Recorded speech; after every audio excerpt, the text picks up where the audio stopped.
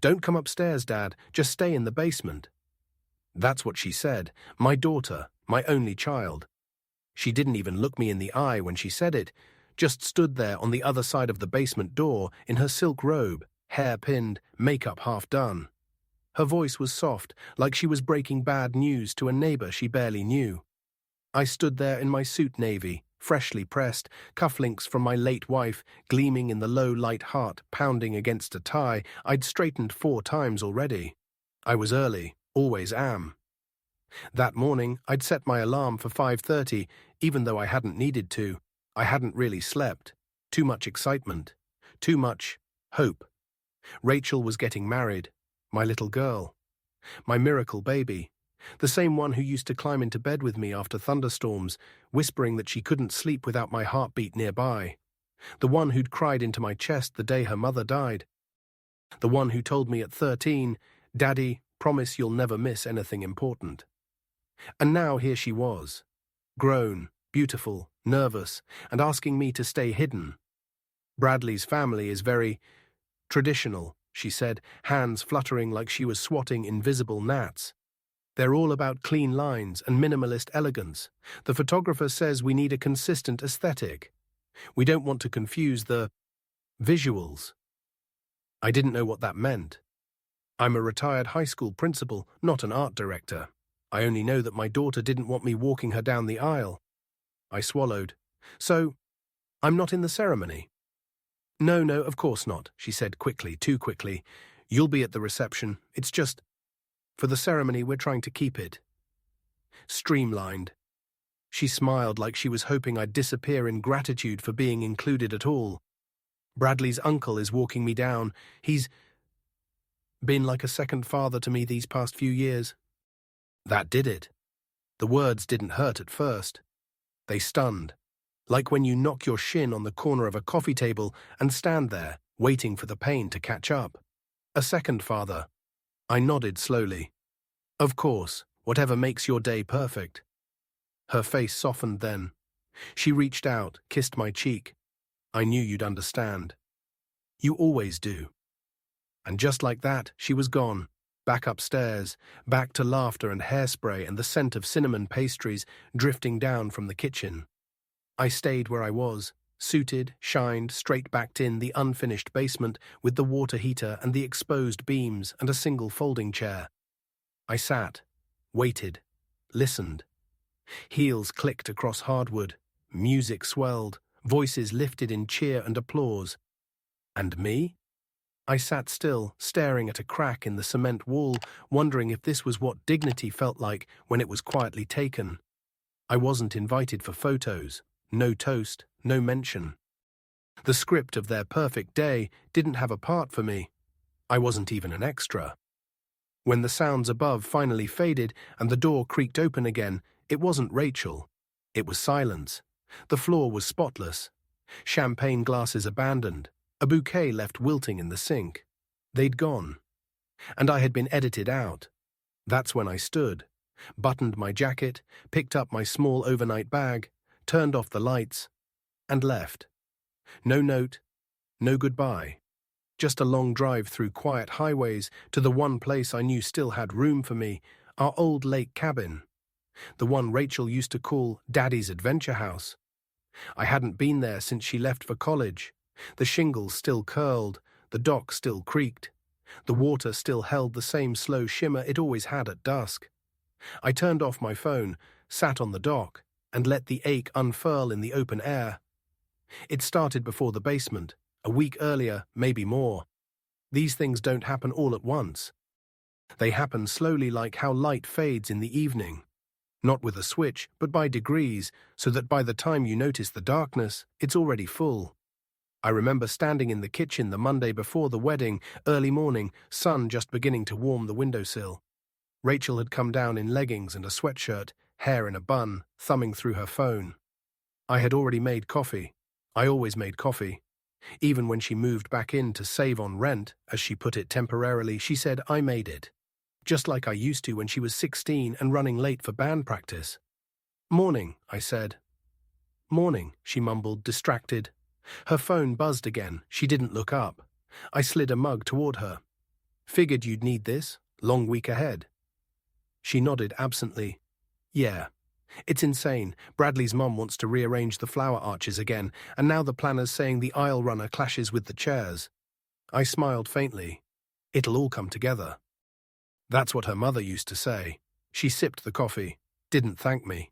Then, without looking up, she said, Hey. So quick thing. Bradley's parents want a family breakfast on Saturday, just their side before the ceremony. Kind of a tradition, apparently. I paused. Ah. They're doing it at that little bistro near the venue. Nothing formal. Should I wear a tie? She blinked at me, then shook her head. Oh no, sorry, it's just them. They're siblings, cousins. You know, keeps it simple. Simple, I nodded, slow. Of course. She reached for a banana. You get it, right? You've never been big on crowds anyway. I said nothing. She took that as agreement, and I suppose it was. Silence, after all, is the most polite kind of surrender. She peeled the banana, scrolled, laughed at something on her screen.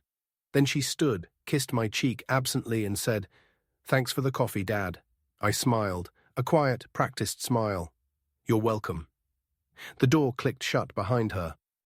I stood at the sink for a long time after that, watching the steam curl from my cup. There's something about being useful only when convenient it sneaks up on you. You tell yourself it's love, that flexibility is affection, that you're being generous. But really, you're just being erased in a way that no one will ever call cruel. That evening, I passed her room door open, garment bags hanging from every knob, shoes in a neat row, ribbons and boxes everywhere. I paused. Need a hand?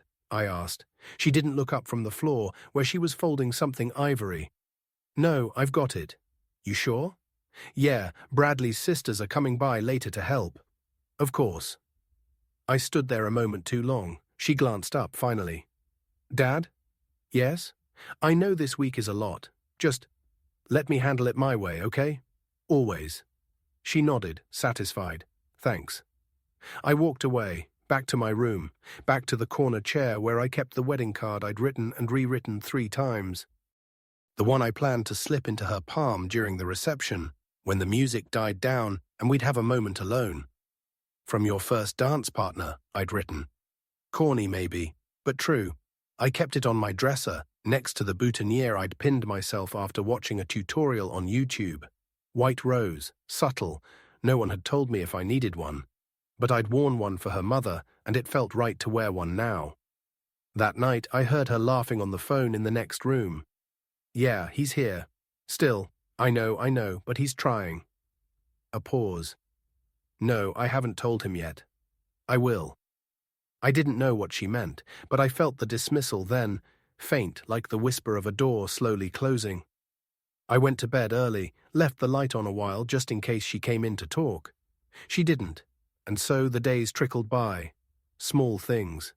Her asking me to pick up dry cleaning, then forgetting to tell me which place. Her tossing out the sandwiches I'd made for the vendor crew. Too heavy, she said, reaching for a pre-cut veggie tray instead. Her calling Bradley's parents Mom and Dad, while forgetting to ask if I needed anything from the store. Dismissals aren't always loud. Sometimes they sound like laughter behind closed doors. Sometimes they sound like your child saying, "You'll still be at the reception." As if that's enough, as if that erases the silence. As if you weren't the one who stayed up with them through every fever and every heartbreak and every spelling test and every nightmare. I ironed my suit again that night. Navy, clean, dignified. And I polished the cufflinks my wife had given me on our 10th anniversary. She had them engraved, "For your hands, which hold us steady." I held them in my palm a while, thinking of her, thinking how she would have known what to say, thinking how maybe I was meant to stand in the shadows after all. But the thing is, even shadows come from something real. And sometimes, even a man forgotten in the basement remembers how to shine. It's strange how a house can stop feeling like yours, even while your name is still on the mortgage. The week of the wedding, I moved into the basement. Rachel had asked gently, said it was temporary, just to make space. Bradley's family will be staying upstairs. They're flying in from Connecticut. It'll just be easier if you're not underfoot. Underfoot. like a creaky board or a loose rug. I didn't argue. The basement wasn't finished, but I made do. A cot in the corner, my old radio on the shelf, a small lamp I brought down from the guest room before they moved Bradley's cousin in. The ceiling was low, pipes hissed at odd hours, but it was quiet. That was the one thing I had left quiet. Each morning I came upstairs early, made coffee, sliced fruit, scrambled eggs, bacon on Sundays, same as I always had. Rachel used to love my bacon, but now she walked in with her phone glued to her hand, scrolled through texts, sipped oat milk lattes the planner dropped off, and called across the kitchen to no one in particular. Oh God, I'm going to be sick. The chair ribbons are the wrong shade of cream. I offered toast once. She blinked at it like I'd set down a dead bird. Oh, thanks, Dad, she said, reaching instead for a green smoothie. But I'm trying not to bloat this week. She didn't notice when I stopped cooking. Didn't mention when the coffee was cold. The bacon stayed in the fridge, untouched. No one noticed when I skipped lunch. I started eating down in the basement tuna on crackers, soup from a can. Simple, quiet things. I cleaned up after myself. Washed the mug I used, dried it with a dish towel and placed it back on the rack like a visitor who knew not to overstay. The wedding planner came by daily now, a brisk woman with shiny hair and a clipboard she wielded like a weapon. One afternoon, I passed through the hallway while she and Rachel stood in the dining room, swatches spread across the table. "Is that your dad?" the planner asked, lowering her voice. Rachel didn't answer right away. Then softly, "Yeah, he's harmless." Harmless. I lingered near the stairs, waiting to hear more. But they had already moved on to discussing candle heights and chair placement. I went downstairs, folded a sweater, swept the floor, sat on the edge of the cot and stared at the cement wall for a long time. I was a detail that no longer matched the rest of the house. At night, the house came alive with voices I didn't recognize. Laughter in the hall, champagne corks, music from someone's Bluetooth speaker. I stayed downstairs, reading the same chapter of the same book 3 nights in a row, because I couldn't keep the words in my head. One evening, Rachel knocked gently. "Hey, just a heads up. Bradley's nephews are going to be running around tomorrow. Maybe give them some space." I nodded. "Of course." She smiled, relieved. "You're always so good about that. So good at stepping back. So good at not being a burden. So good at disappearing." That night, I opened the old photo box I kept tucked under the cot. Pictures of Rachel at 5, 7, 10. One where she wore a glitter dress and a paper crown, frosting on her cheek, laughing like joy had never been a scarce thing. Another from her high school graduation, arm hooked around my neck. "My dad, the rock," she'd written on the back. I stared at that one a long time. Rocks don't get invited to brunch, I suppose. They just hold the weight, then sink. The night before the wedding, I polished my shoes on a towel, alone. Upstairs, they toasted with sparkling wine and played some game involving index cards and laughter. I heard my name once, followed by giggles. Then nothing. I climbed into bed early. The cot creaked beneath me. I left the lamp on a while, staring up at the exposed beams. Thought about my wife. How she would have stood for none of this. How she'd have walked into that dining room and rearranged more than the flower swatches. But I was not her, and Rachel, it seemed, was no longer mine. On the morning of the wedding, I rose before the sun, showered, shaved, dressed. The suit fit, still neat in the shoulders, though a little tighter at the waist. I straightened the tie, slipped on the cufflinks, adjusted my collar in the small mirror above the basement sink. Then I sat and waited. Upstairs, the noise began. Footsteps, blow-dryers, doors opening, slamming. 1,000 voices rising like steam, none of them calling my name. I checked my watch. 9:02, then 9:47, then 10:30. At 11:17, the knock came. Rachel, that's when she asked me to stay down here, to keep things smooth, to maintain the aesthetic, to not be seen. And so I did.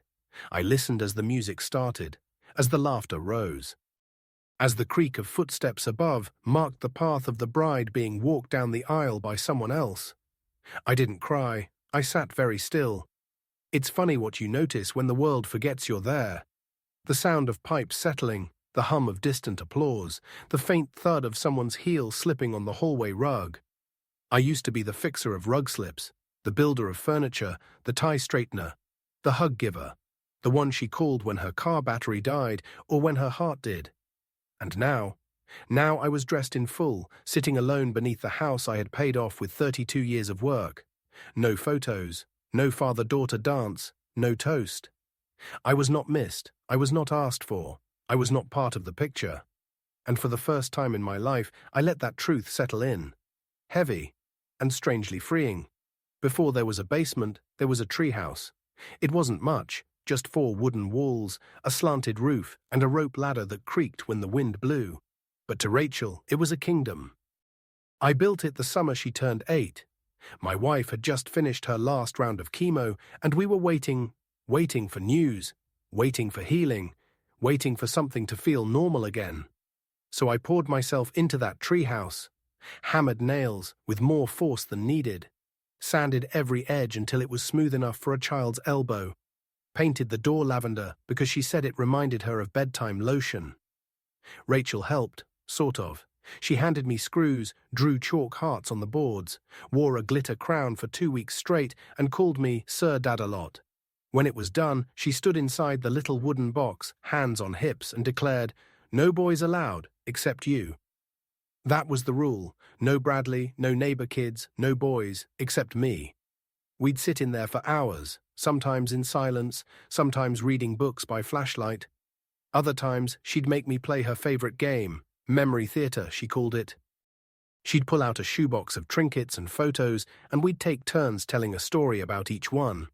The rock from the beach trip, the bottle cap from her first lemonade stand, the ribbon from the spelling bee she didn't win but wore anyway. One day, she handed me a crumpled old ticket stub. "Tell me about this," she said. "It was from a county fair we'd gone to when she was 5. I'd forgotten I'd kept it, but she hadn't. That's when I won the stuffed giraffe," she said, eyes wide. I smiled. "You named him Harold.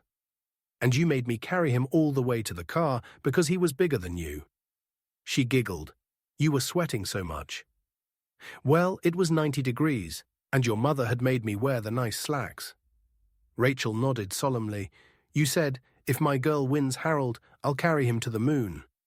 "I did say that." She leaned her head on my shoulder then. We sat there, just the two of us, tree sap on our shoes, cicadas buzzing in the distance. "You always keep your promises," she whispered.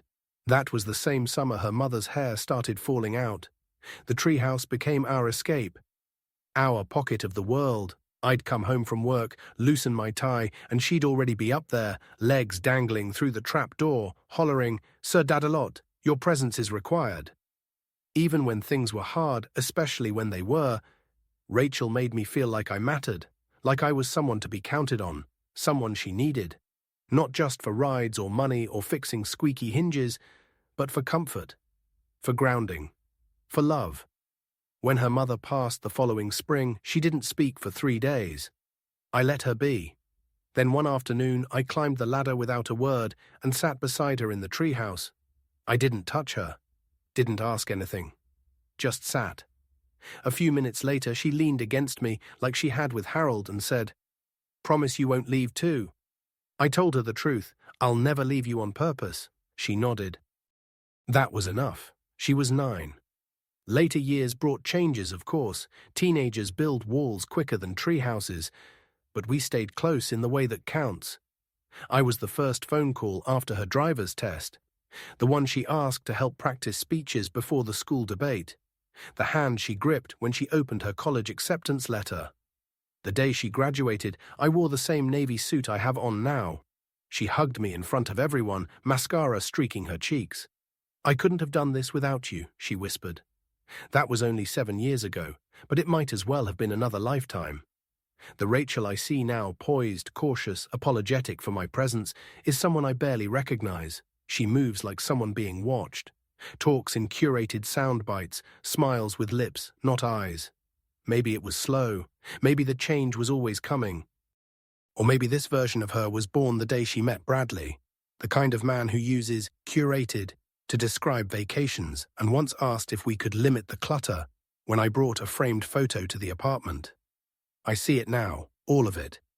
The polite sidestepping, the soft-edged exclusion, but it's the contrast that stings.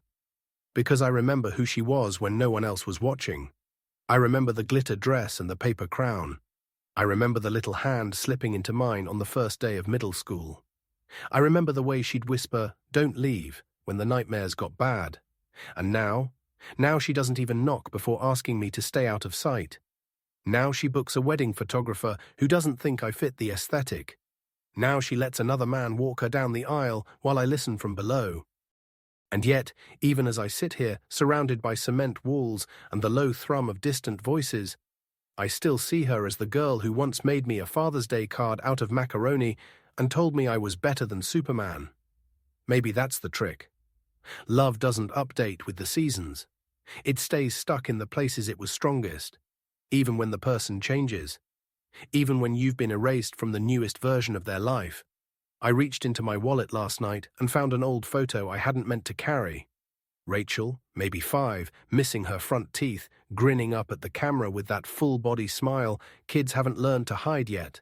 I used to tell her that smile could bring the sun out. And she believed me. She used to believe me. I stayed dressed long after the music stopped. The ceremony, the reception, whatever it had been, ended sometime past dusk. I could tell by the way the house changed. The laughter faded. Footsteps grew fewer, then disappeared altogether. The echo of celebration died like the final note of a song no one bothered to replay. I listened for my name, waited for a call, a text, even a light knock on the basement door. Nothing. Still, I stayed in my suit, sat on the cot, back straight, hands folded in my lap like a schoolboy waiting for a turn that would never come. I imagined it, Rachel realizing the photographer had forgotten to include her father, someone noticing an empty chair, a friend whispering, "Where's your dad?" In my mind, she'd rush down, apologize, eyes full of tears. Tell me it had been a blur, a mistake, not what she meant. That I mattered, that I still mattered.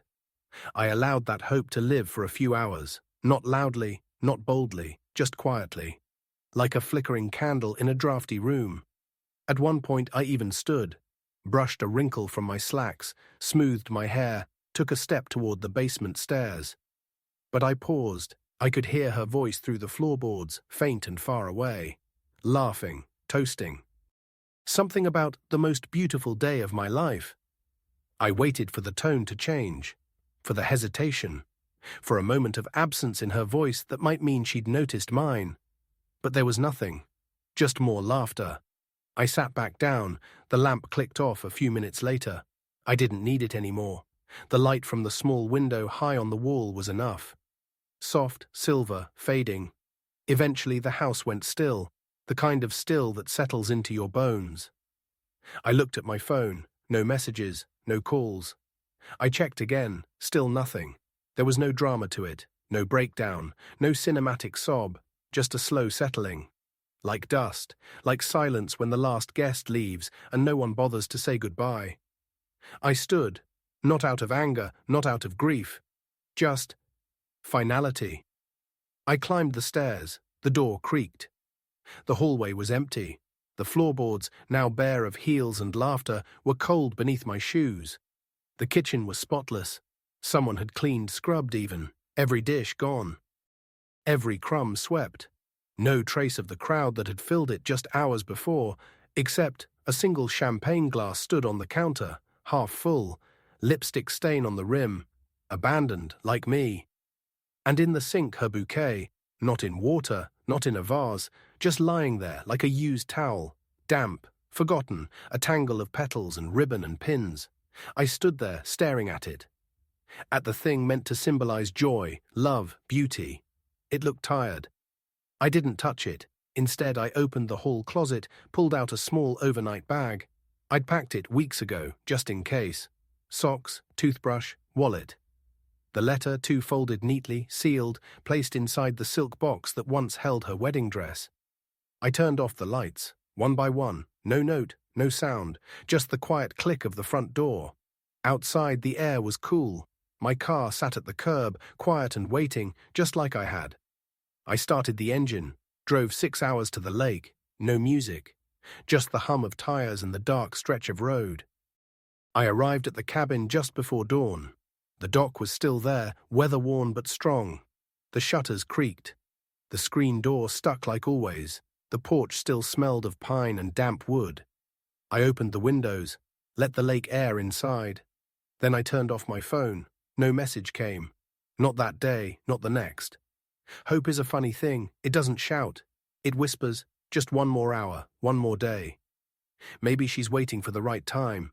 Maybe she thinks I'm still resting. Maybe.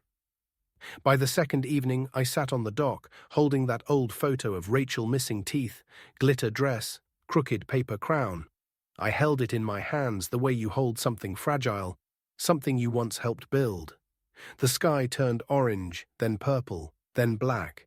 Stars blinked out, one by one, behind drifting clouds. I checked my phone. One voicemail, my breath caught. I tapped it open, a robocall from the pharmacy. My refill was ready. I laughed, a soft, bitter sound that startled the loons. That was the moment I knew. She wasn't calling. Not because she forgot, not because she was too busy, but because she didn't feel the absence.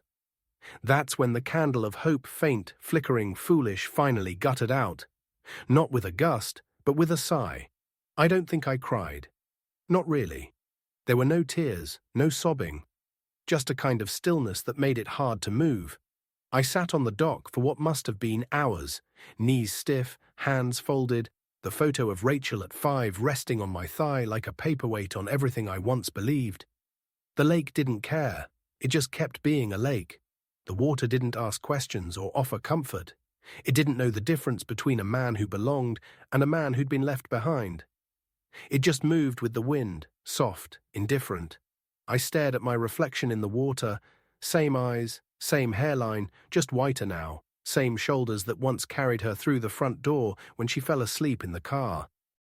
The same hands that taught her to ride a bike, to tie her shoes, to measure flour without making a mess. But now, those hands felt idle, unused, like tools in a shed no one visits anymore.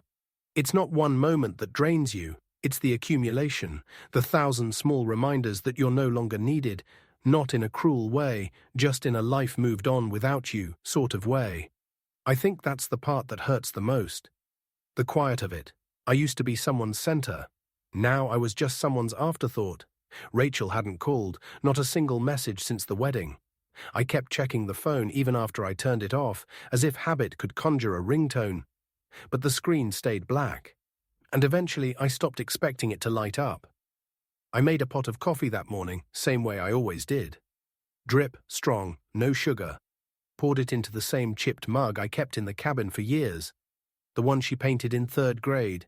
Lopsided heart on one side, Dad in shaky red letters on the other. I held it carefully, like it might break under the weight of memory.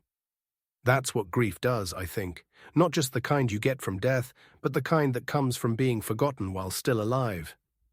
It makes everything feel heavier. The mug, the silence, your own skin. I took the coffee outside, sat in the same spot. Watched the mist lift off the lake like a veil pulled back from the past. I could almost see her 8 years old, squealing as she jumped off the dock, floaties on her arms, hair slicked back from the splash. Did you see that, Daddy? Every time I'd cheer like it was the Olympics. Because it mattered, because she mattered, and I mattered to her. Now she was a bride, a woman, a wife, a hostess to families with clean lines and curated seating charts. And I was. The man in the basement.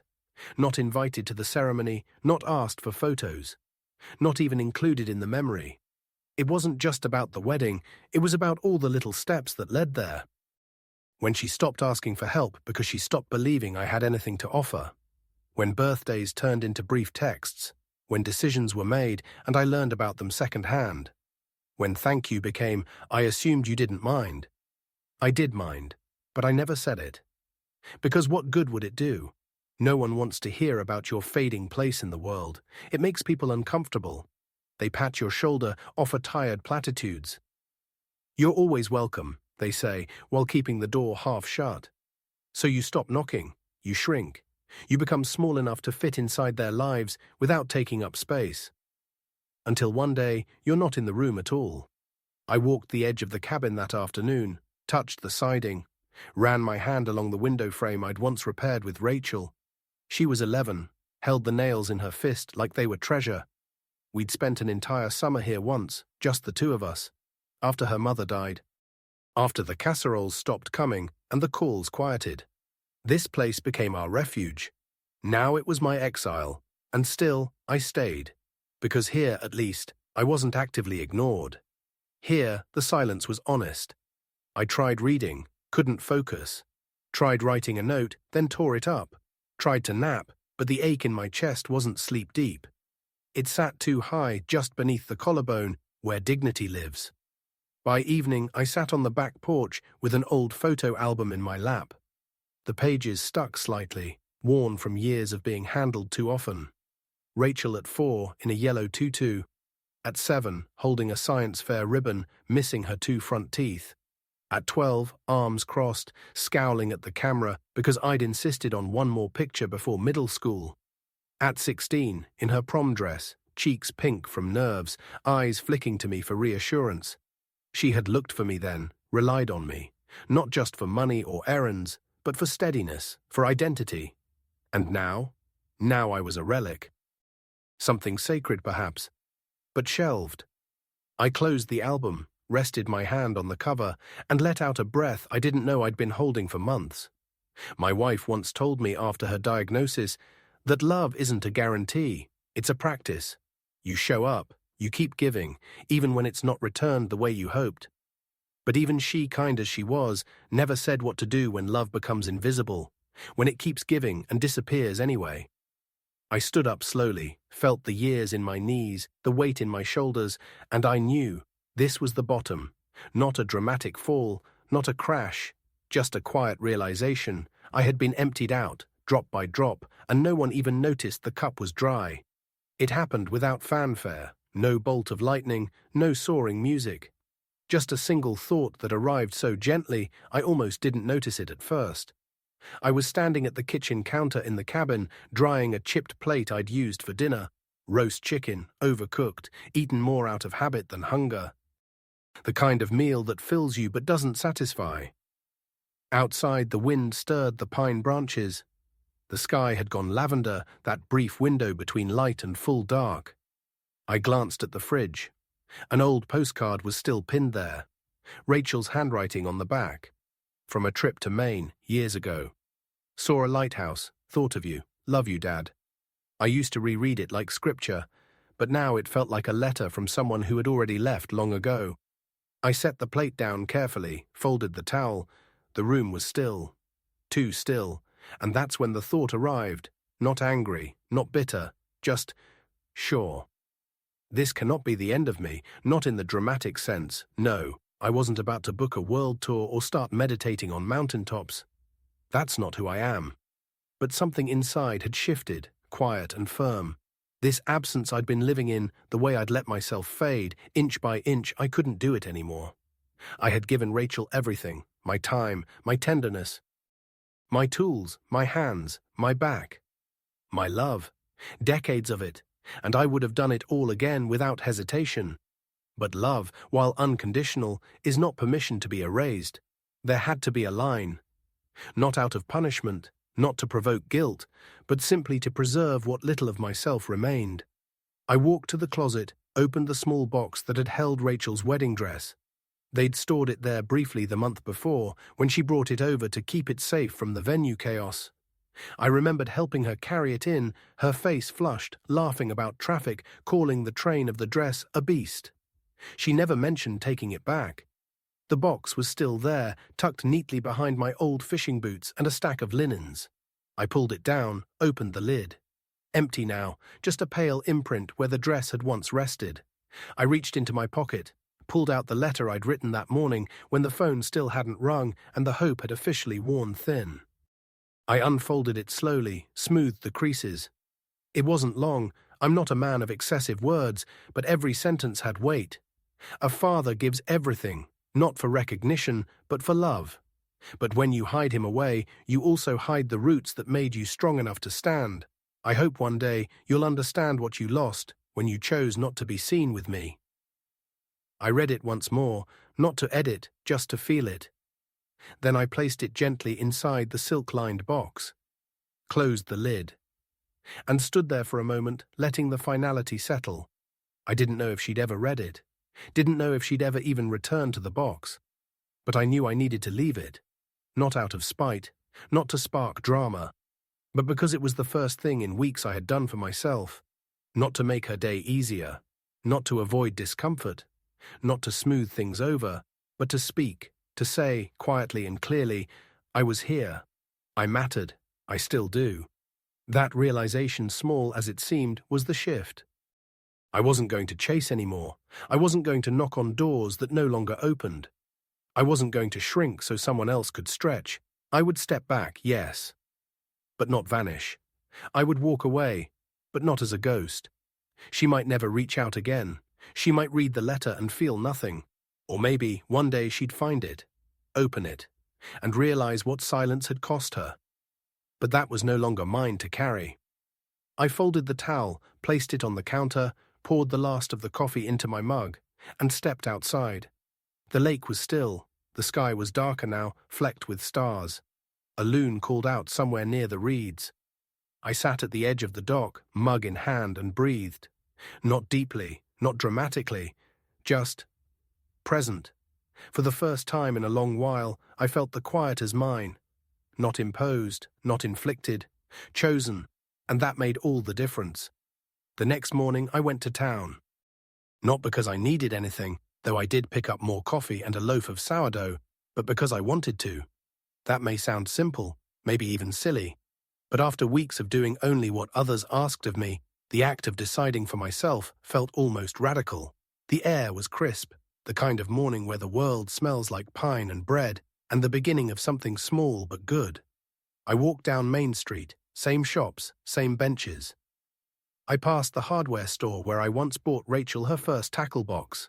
She used it twice, then filled it with beads and stickers. Called it her idea kit. I smiled at the memory. Then I walked into the small print shop beside the bakery. The bell over the door rang softly. A woman looked up from behind the counter. Grey streaked her braid. She wore paint-stained overalls and had kind eyes. "Morning," she said. "Morning. What can I help you with?" I pulled the folded paper from my coat pocket. Not the letter to Rachel, but something else. Something I'd written last night, just before bed. "I'd like this printed," I said, "on cardstock, something sturdy." She unfolded the page, scanned the words, then looked up at me, not with confusion, but with something softer. Recognition. "I can do that," she said. I nodded. "Thank you." It took 20 minutes. I waited by the window, watching a boy eat a muffin bigger than his face, while his mother chatted on the phone. When the woman returned, she held the paper out gently, like it was fragile. "You want it framed?" she asked. I hadn't thought of that. "Yes," I said, surprising myself. "Yes, I think I do." She nodded and disappeared again. Another 20 minutes passed. I didn't mind. I hadn't felt this unrushed in years. When she returned, she handed me the frame, a simple walnut border, clean lines, glass smooth as a lake. I looked down at the print. A father gives everything, not for recognition, but for love. But when you hide him away, you also hide the roots that made you strong enough to stand. I hope one day you'll understand what you lost when you chose not to be seen with me. I ran my hand over the glass. It wasn't a declaration, it was a marker. A small monument to what had passed and to what still remained in me. I paid in cash, thanked her, walked out into the sunlight. Back at the cabin, I hung the frame near the entryway. Not too obvious, not in anyone's face, but visible, present, a statement. I didn't do it to provoke guilt or to immortalize pain. I did it for the same reason people plant trees in memory of someone they've lost, because symbols matter, because dignity needs a place to live. Afterward, I poured fresh coffee, sat on the porch, opened a book I hadn't touched in months. Read 20 pages before even realizing it. Later, I swept the dock, sanded the splintering rail, put a new bulb in the porch light. None of it was for anyone else. not for company. Not for appearances, just for me. I cooked dinner, too real dinner. Roast vegetables, rice with lemon and thyme, pan-seared salmon. Set the table with a cloth napkin and a glass of wine. No one would see it. No one needed to. I raised the glass to no one, and then softly to myself, to showing up. That night I went through old boxes, not out of sadness, but curiosity. Rediscovery. I found letters my wife wrote when Rachel was born, drawings from Rachel's kindergarten class, one of us as stick figures holding hands beneath a giant sun, and a notebook, my wife's. She used to write reflections, snippets of thought, things she'd never intended to publish, only to preserve. One line caught my eye. A parent is not the center of their child's story forever, but they are the beginning, and beginnings matter. I closed the notebook and held it to my chest. That was it. That was what I'd forgotten. I wasn't asking to be center stage. I wasn't bitter about being replaced. I just wanted to be remembered as the beginning.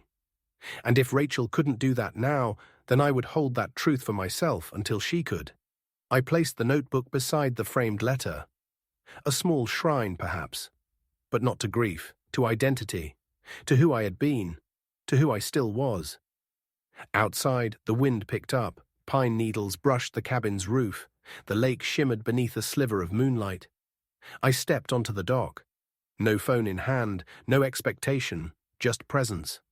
I stood there for a long time, letting the night settle around me like an old coat. No music, no applause, no aesthetic, just me, and the knowledge that I was no longer waiting to be chosen, because I had already chosen myself. It happened 2 days later. The lake was still. Morning light crept across the floor of the cabin in long golden strips, touching the edges of the framed letter on the wall. I'd just finished washing a few dishes, the radio humming low in the background, something old, gentle, full of strings. And then the phone rang, the landline, not the cell. No one ever called the landline. I dried my hands slowly, walked over, picked up. Hello? A pause, then a voice female, composed but wobbly around the edges. Mr. Walker? Yes. This is Meredith. I'm well. I'm Bradley's mother. The name landed like a distant echo. She didn't rush. Let the quiet fill in what she couldn't quite say yet. I hope it's okay I found this number, she continued. Rachel left the box at our place, the one that used to hold her dress. We didn't open it on purpose, I promise. We thought it was storage. But, well, she trailed off. I waited. She left your letter inside. There it was. No drama, no confrontation, just truth passed between strangers. I read it, she said, then Bradley did. Then, everyone. Her voice cracked. We didn't know what she told you. We thought you were traveling or busy. We assumed you were just absent. I closed my eyes. Silence again. Then, I don't have the right words, but your letter it broke me. I didn't speak, not out of anger, not out of pride, just clarity. There was nothing to explain, no version of the story I needed to reclaim. She went on, would you? She hesitated. Would you consider coming to dinner sometime? I know it's late. I know it doesn't undo anything, but we'd like to meet you, the real you. Not the quiet man we overlooked. I looked out the window. The lake shimmered in the sunlight. I'll think about it, I said. Not a door slammed shut. Not a bridge burned. Just a pause. A moment held with care. Thank you, she whispered. We hung up. I stood there for a while. The sun warmed my back. The radio kept playing, and for the first time in weeks I didn't feel invisible. Not famous, not exalted, but seen. Recognized. Later that afternoon, I took the framed letter down from the wall. Not to hide it, to release it. I wrapped it gently, placed it back inside the silk dress box. Added the photo of Rachel in her glitter crown, the macaroni mug I'd been drinking from, a small bundle of lilies from the lake's edge, tied with fishing line.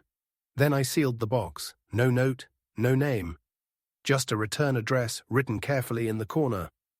I walked into town, stood in line at the post office behind a man mailing tools and a woman sending cookies. When it was my turn, I handed the box to the clerk. Priority, I said. Today. She scanned it. Anything fragile? Memory, I said, but I wrapped it well. She smiled. I paid, stepped outside. The sun was higher now, the town warm with midday bustle. I didn't feel heavy anymore.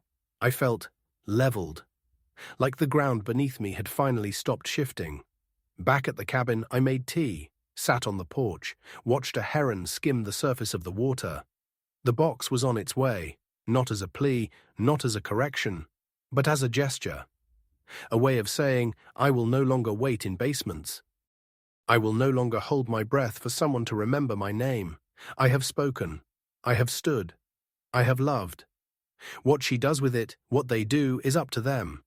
My part is done, and in that quiet, I felt something settle in my chest. Not sadness, not triumph, just peace, a clean, unburdened kind of peace. That evening, I walked down to the dock. The lake had turned to glass, the sky above it melting into shades of lilac and gold. A breeze moved through the trees with just enough hush to make you listen. Like nature was sharing something you didn't want to miss. I brought no phone, no letter, no tokens of the past, just myself, and for once, that felt like enough. I sat for a while on the edge of the wood, legs dangling over the water. My shoes rested beside me, the soles dusty from the cabin path. My toes skimmed the cool surface, sending ripples into the horizon. I thought about Rachel. Not the bride, not the polished adult with whisper-toned apologies and a curated guest list, but the little girl who once raced to this very dock in a blue bathing suit, clutching a sandwich with both hands, shouting, "Don't start the boat without me, Daddy." The girl who once told me that when I smiled, I made the whole world feel safe. She was still there, somewhere inside the woman who had forgotten how to look me in the eye.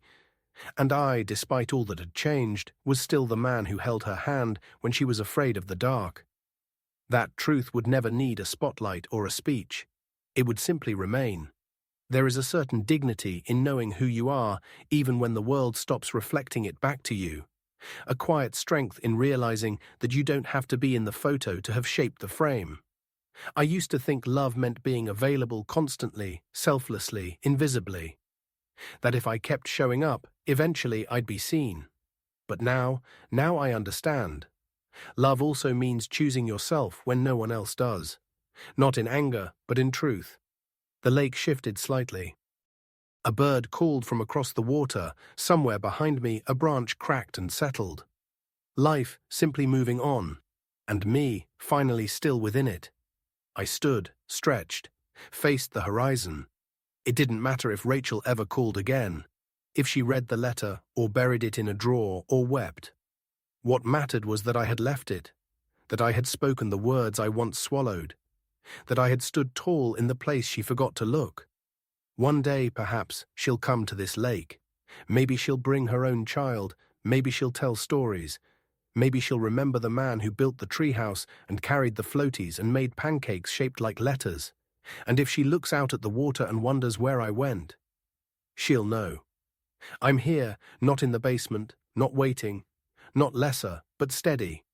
Like the dock, like the trees, like the kind of love that never needed to shout to be real. And in that stillness, I finally felt what I had been chasing without knowing. Not forgiveness, not recognition, but wholeness.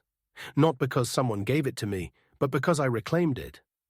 The sun dipped behind the treetops, the sky deepened to a soft, endless blue, and I stood there, no longer waiting to be asked, but already home.